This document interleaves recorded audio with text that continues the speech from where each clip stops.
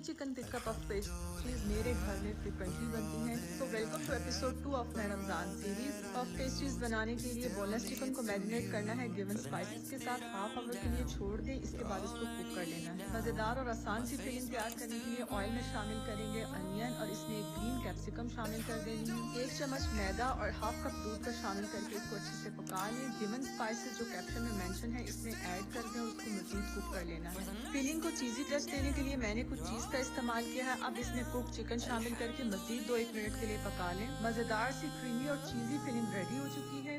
शाम की चाय हो या अफ्तार, नहायत ही सिंपल स्टेप्स में बहुत मजेदार रेसिपीज।